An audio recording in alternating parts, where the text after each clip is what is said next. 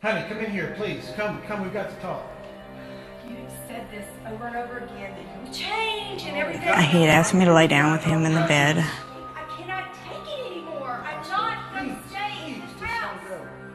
Okay. And he reached over and grabbed the gun and put it on his stomach.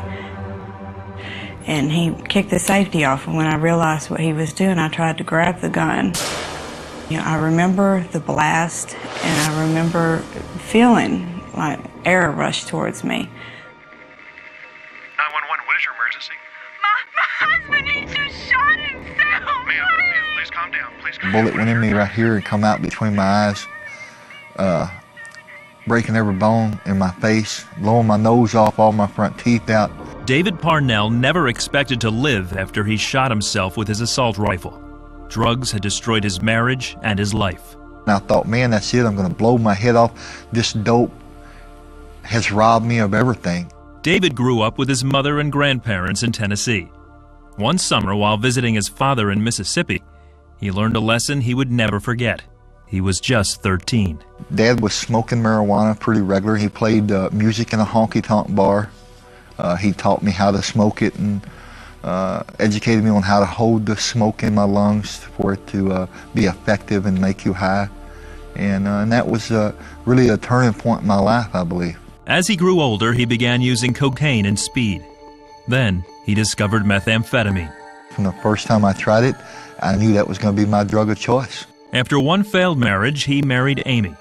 As their family grew, she tried to get him to give up the drugs, but things just got worse. As his meth use increased, so did the side effects. First, there were the hallucinations. We normally start out seeing what we call shadow people. And it's just shadows that you see moving around or at the corner of your eye when there really is nothing there. Then, there was the paranoia. As the addiction gets worse and worse, you become so paranoid. You think that you're seeing stuff. You think everybody's out to get you. You're hearing noises and voices. And I was paranoid of my own wife and my children, my mother. David nearly shot his mail carrier, thinking he was an undercover policeman. Other times I would hear footsteps walking upstairs and was convinced that it was the other drug dealers, and I'd go through my house blowing holes in my ceiling, screaming and hollering, cussing I was going to kill them.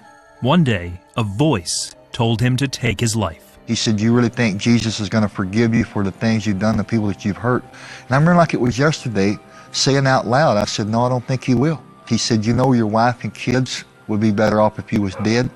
He grabbed a rope, went to the barn behind his house, and tried to hang himself. But the weight of his body swinging caused the rope to break. His sister found him and revived him.